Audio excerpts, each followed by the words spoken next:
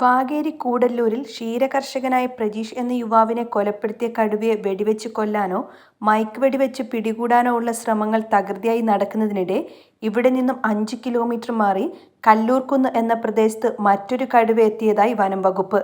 രാവിലെ കല്ലൂർകുന്നിലെ നാട്ടുകാരാണ് കടുവയുടെ കാൽപ്പാടുകളും കാഷ്ടവും കണ്ട് വനം വകുപ്പിനെ വിവരമറിയിച്ചത്. കല്ലൂർകുന്നിലെ ഞാറ്റടി സാബുവിന്റെ വീട്ടുമുറ്റത്തുകൂടി കടുവ നടന്നുപോയതിന്റെ അടയാളമാണ് വെള്ളിയാഴ്ച വീട്ടുകാർ കണ്ടത്.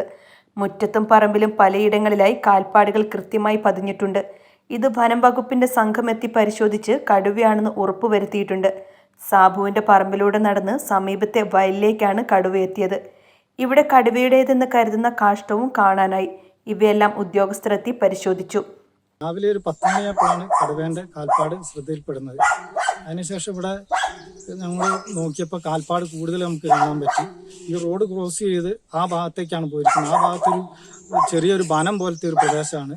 കുറച്ചു കാലമായി ആ തോട്ടത്തിൽ പണിയും കാര്യങ്ങളും നടക്കുന്നില്ല. അപ്പോൾ അതിന് താമസിക്കാൻ പറ്റിയൊരു ഇടമാണ്.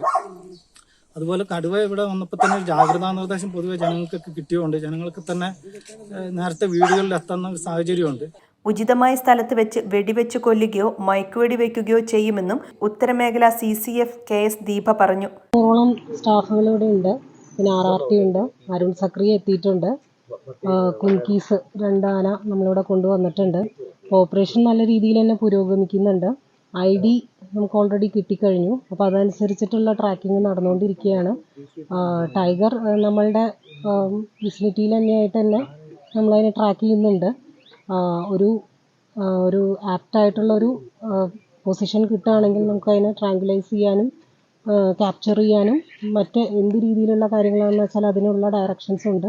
അപ്പോൾ അതനുസരിച്ച് മൂവ് ചെയ്യാനുള്ള ഒരു പ്രിപ്പറേഷൻസിൽ തന്നെയാണ് നമ്മളെപ്പോഴും. എത്രയും പെട്ടെന്ന് സക്സസ്ഫുൾ ആവുമെന്നുള്ളൊരു പ്രതീക്ഷയിലാണ് ഞങ്ങളെല്ലാവരും. കൂടുതൽ കേജസ് ക്യാമറാസ് വെച്ചിട്ടുണ്ട്. നമ്മൾ 3 കേജസ് ഇപ്പോൾ വെച്ചിട്ടുണ്ട്. പിന്നെ ക്യാമറാസും നമ്മൾ അഡീഷണൽ ആയിട്ട് കൊണ്ടുവന്നിട്ടുണ്ട്. ഈ ഭാഗങ്ങളിൽ തന്നെയാണ് അതിൻ്റെ ഒരു വിന്യാസം. അപ്പോൾ അതിനനുസരിച്ച് നമ്മൾ എല്ലാ സെറ്റപ്പും ചെയ്തിട്ടുണ്ട്. ലൈവ് ക്യാമറാസും ഉണ്ട്. രാത്രി ദൃശ്യങ്ങൾ മിഴിവോടെ പകർത്താൻ കഴിയുന്ന 2 ക്യാമറകളടക്കം 25 ക്യാമറകളാണ് പ്രദേശത്ത് പലയിടങ്ങളിലായി സ്ഥാപിച്ചിട്ടുള്ളത്. രാത്രി സമയങ്ങളിൽ കടുവ ജനവാസ മേഖലയിലേക്ക് വരുന്നത് ക്യാമറയിലൂടെ അറിയാൻ സാധിക്കും. എവിടെയെല്ലാം തമ്പടിച്ചു എന്ന കാര്യവും ഇത് വെച്ച് പരിശോധിക്കാൻ കഴിയുമെന്നും വനം വകുപ്പ് പറയുന്നു. നിലവിൽ 80 അംഗ വനം വകുപ്പ് ജീവനക്കാർ കനത്ത തിരച്ചിലാണ് കൂടല്ലൂരിൽ നടത്തുന്നത്. ഉദ്യോഗസ്ഥർക്ക് പുറമെ വിക്രം ഭരത് എന്നീ 2 കുങ്കിയാനകളും തെരച്ചിലിൽ പങ്കെടുക്കുന്നുണ്ട്. വിശാലമായ കാപ്പിത്തോട്ടങ്ങളും വനത്തിനോട് ചേർന്ന് കാടും മൂടിയ പറമ്പുകളുമുള്ള പ്രദേശമാണ് വാകേരി. ഇക്കാരണത്താൽ ദൗത്യസംഘത്തിന്റെ തിരച്ചിൽ വിഫലമാകുന്നിടത്തു നിന്നാണ് കുങ്കിയാനകളെ കൊണ്ടുവന്നുള്ള തിരച്ചിൽ ഊർജിതമാക്കിയിരിക്കുന്നത്. ന്യൂസ് ഡെസ്ക് സമയം മലയാളം.